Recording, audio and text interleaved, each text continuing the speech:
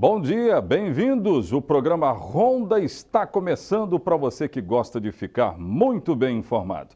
Gente, olha, a nação brasileira está vivendo momentos muito tristes, com muitas tragédias, notícias trágicas. Agora eu quero dizer que a cidade de Linhares tem problemas nossos também de cada dia e com muitas tragédias. Ontem a nossa reportagem esteve no bairro Movelar, onde mais uma vez a notícia que chegou era de homicídio registrado. Parece um disco arranhado, parece mais uma notícia repetida, mas não é não. Nós chegamos ao 4º homicídio registrado numa cidade que foi apontada no ano passado pelo governo do estado como uma das mais violentas do Espírito Santo. Deixa eu falar com a minha produção. Produção, tudo bem? Eu tenho aí as imagens do bairro Movelar. Se tiver, vamos colocar no ar. Ontem, Polícia Militar estava mais uma vez guardando mais um corpo de alguém que passa, atira e some. É isso que acontece aqui na nossa região. Quem teria cometido este homicídio no bairro Movelar? Eis a pergunta. Pergunta que nós todos estamos nos fazendo aqui. É mais uma vítima. Eu quero lembrar que no ano passado nós ficamos ali naquela posição incômoda de 5ª cidade que mais registrou homicídios. Eu vou falar sobre esse caso que eu estou mostrando aí já já. A 5ª cidade que mais registrou homicídios no estado do Espírito Santo. Agora você conta, isso aí é trágico demais para uma cidade com 170 mil habitantes aproximadamente. E muitos jovens morrendo, não é? Parece, repito, um disco arranhado, parece notícia repetida, mas não é. Não é porque os jovens continuam morrendo, a cidade de Linhares continua sendo péssima para jovens a partir dos 16 anos. Olha que quem está dizendo isso não é o Oséias, não. Existem números nacionais apontando Linhares como uma cidade não propícia para os jovens a partir dos 16 anos. É necessário tomar uma providência com isso, né? Olha, daqui a pouco, produção, eu não sei se chegou aí, se já chegou, informações dos bombeiros do estado do Espírito Santo que atuaram em Brumadinho. Essa cidade que vive uma tragédia de grandes proporções. Os corpos ainda estão sendo encontrados, nem todos serão, mas esses bombeiros que eu estou mostrando aí, vamos falar de coisa boa no meio de muita tragédia? Bombeiros do estado do Espírito Santo que estão sendo agora reconhecidos pela participação em Brumadinho. Essas são as imagens. Daqui a pouco eu vou trazer essas informações direto de Vitória. Eu repito, dentro de uma tragédia, nós vamos buscar uma notícia que vale a pena de ser dada. É assim que nós começamos. No rádio ou na TV, fiquem conosco, a notícia chega até você.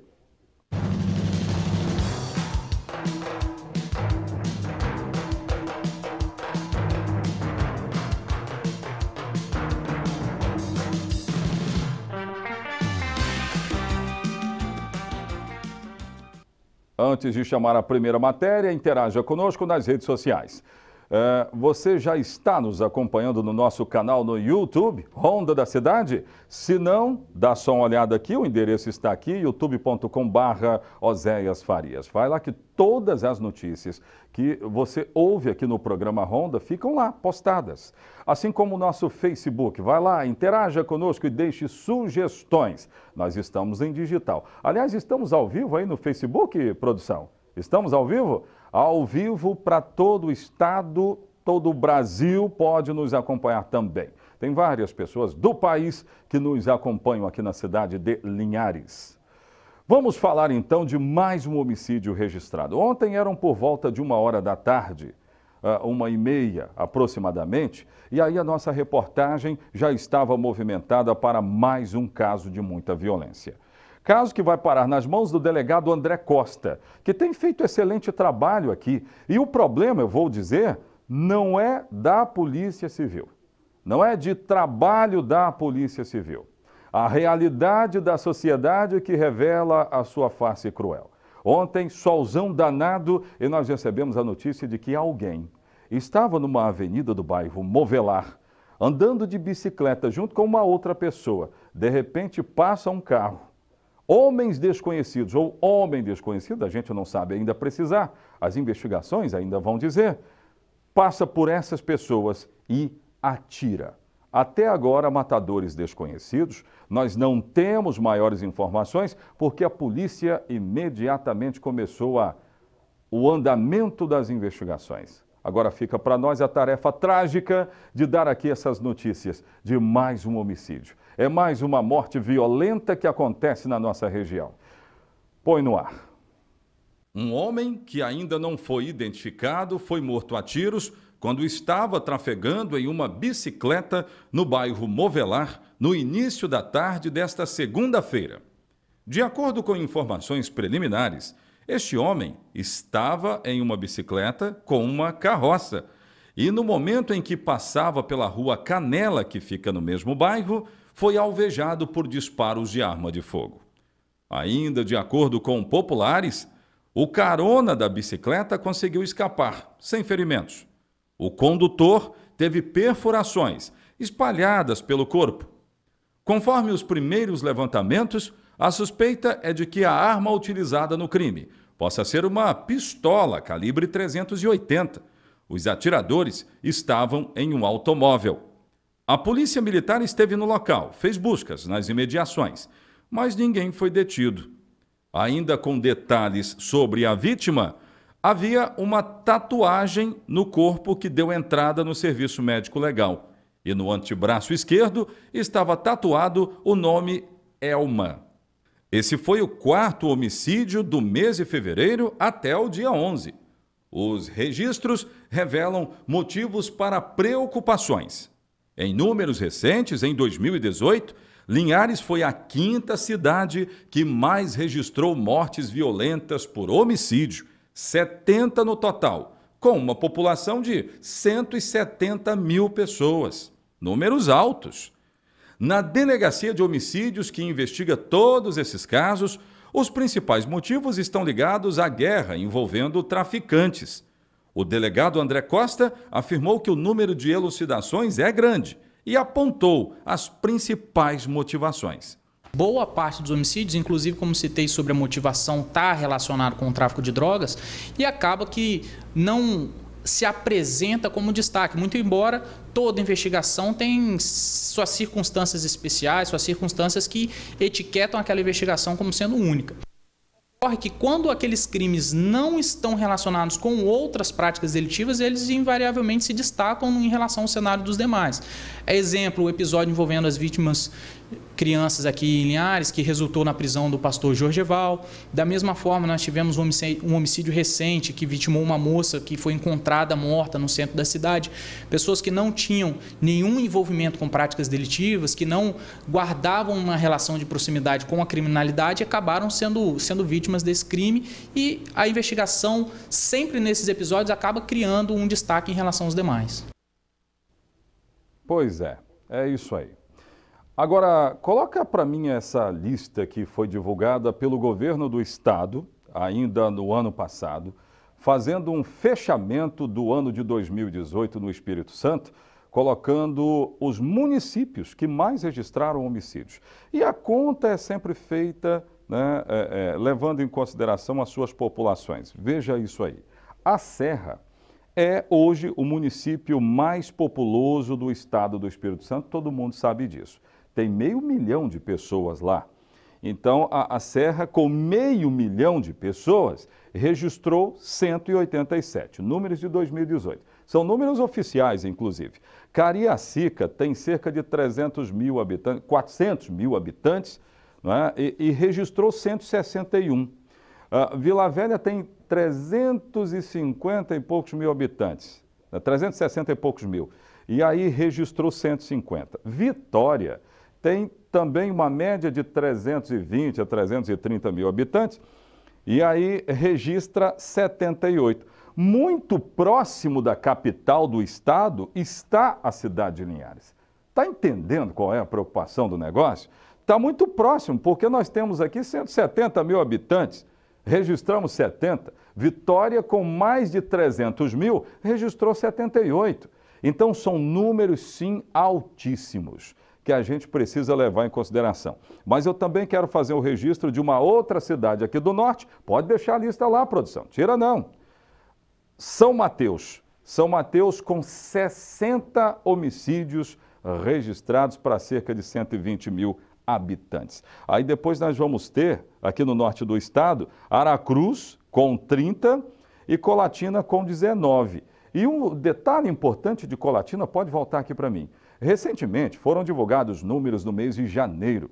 Sabe que Colatina foi um dos únicos municípios com mais de 100 mil habitantes que não registrou homicídio no mês de janeiro? A taxa realmente é muito baixa em Colatina, graças a Deus. Pelo menos isso para a gente dizer aqui.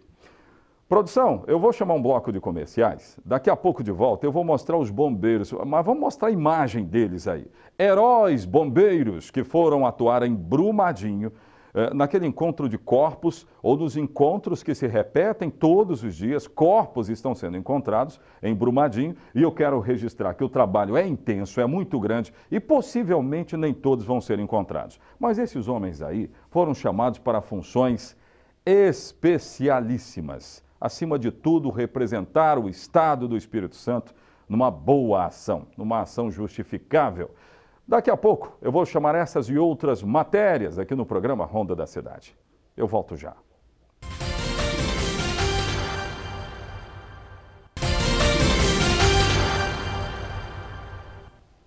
De volta.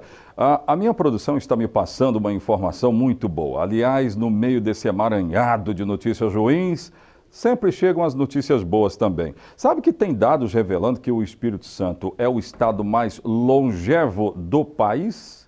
Aqui se vive muito mais. Não é isso, produção? É isso mesmo? Ainda bem que estamos todos no estado do Espírito Santo e você que não está aqui, que está nos acompanhando, pode vir para cá. Aqui as pessoas vivem muito. Eu vou mostrar essa matéria daqui a pouquinho. Vamos falar do caso de Brumadinho. Os bombeiros do estado do Espírito Santo, que foram homenageados ontem, estão em êxtase, claro que pelo trabalho, pela capacidade deles.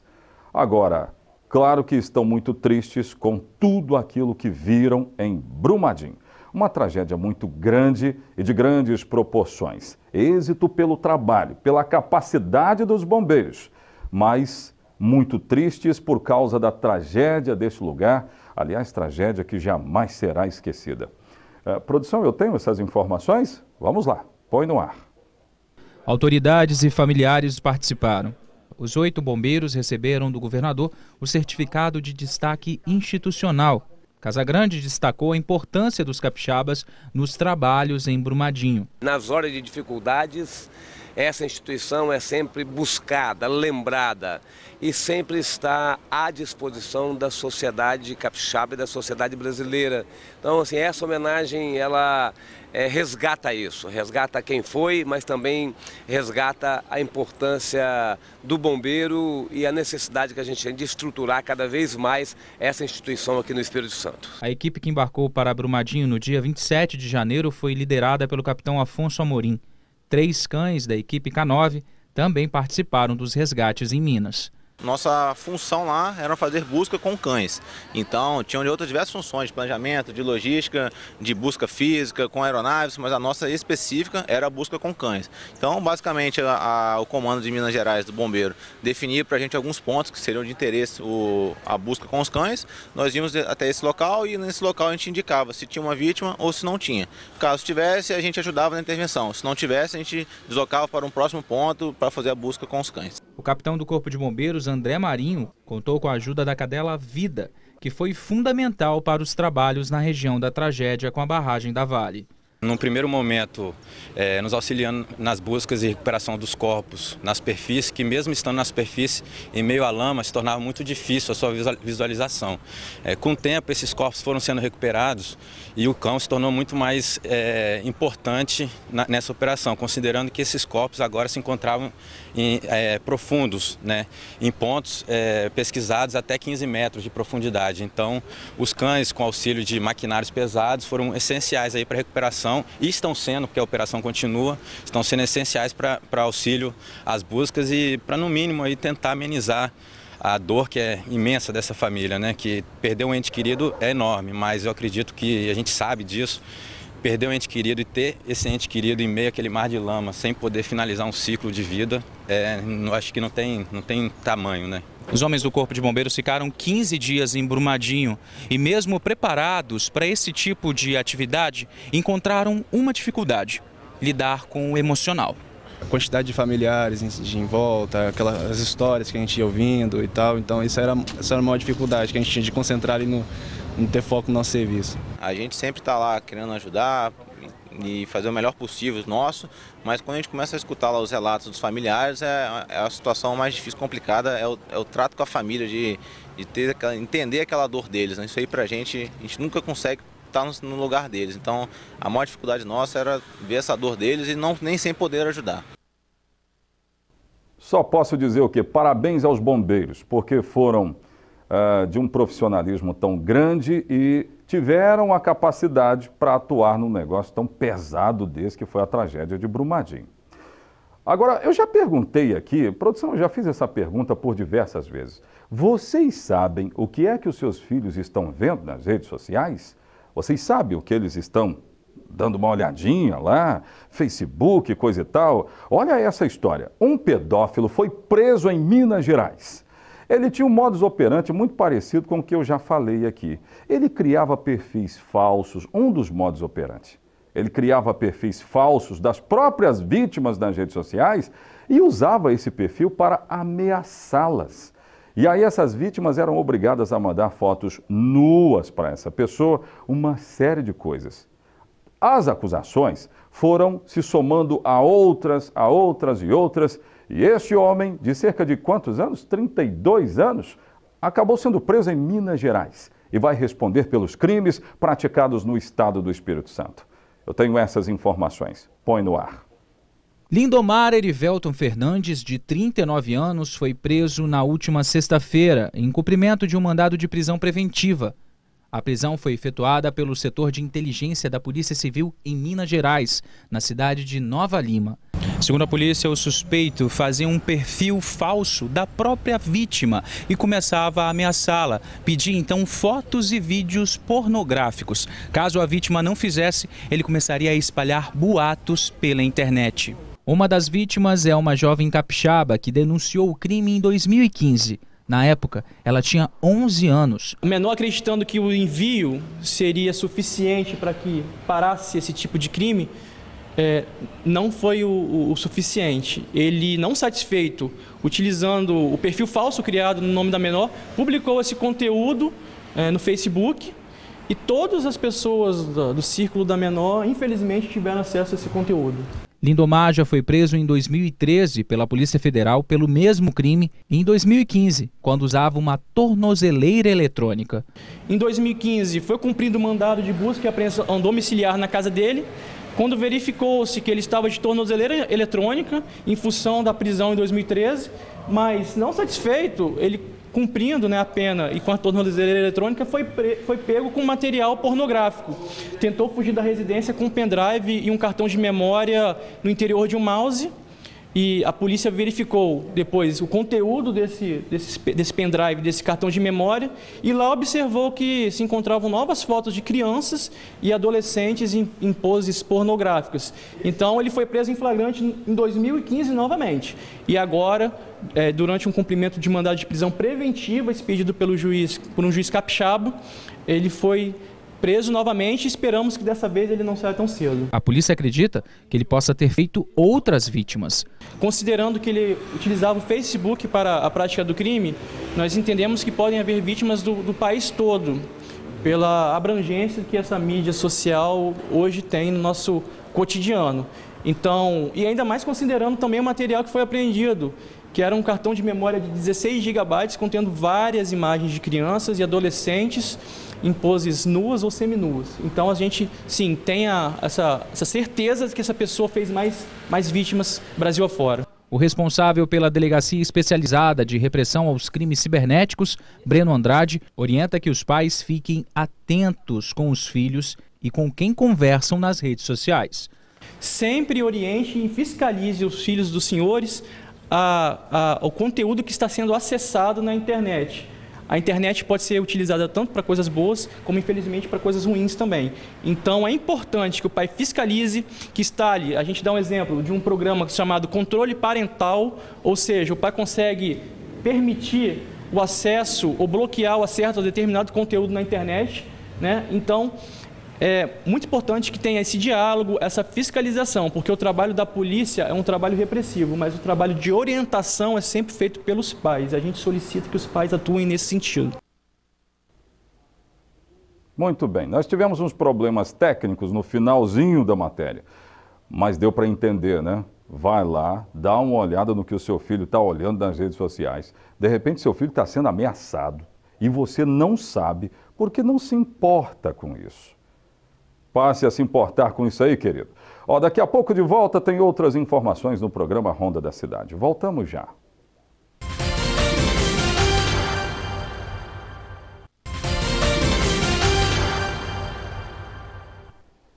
Olha só, amanhã eu vou falar aqui no programa sobre o transporte escolar de São Mateus.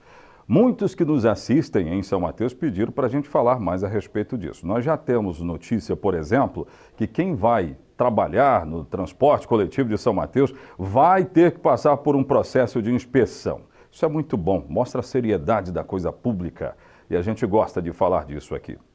Mas deixa eu dizer que o estado do Espírito Santo é um dos mais longevos do país. Aqui, a expectativa de vida é bem maior com relação aos demais estados brasileiros. Põe no ar. O seu José tem 77 anos e disposição de menino. Estou numa idade de vida já avançada, que eu me sinto bem. Na academia, ele faz os exercícios orientado por outro veterano, o seu Ronaldo, de 69 anos. 42 dedicados à profissão de educação física. E quem vê tamanha disposição, nem imagina o ofício dele. Se eu não falar, não acredito, porque se eu chegar em outra academia, eu tenho que me identificar, eles acreditaram. Os dois fazem parte de um grupo que vive mais e melhor. De acordo com a tábua de mortalidade do IBGE, idosos brasileiros que completaram 60 e 65 anos em 2017 podem viver 24,1 e 20,3 anos a mais, respectivamente. E com isso, atingir 84 anos. No estado, essa média é ainda maior. O Espírito Santo é o estado com a maior expectativa de vida do país. Hoje, quem tem por volta de 65 anos pode viver até mais que 85 anos. E razões para a gente estar na frente deste ranking aqui no estado não faltam. Certamente uma parte importante é o estilo de vida do capixaba, do espírito santense como um todo, de mais atividade física, com frequência, com regularidade. Pois é, exercícios físicos, tá aí. Gente, o Ronda fica por aqui, obrigado pelo carinho da sua audiência. Voltaremos amanhã, eu estarei aqui esperando por você. Até amanhã.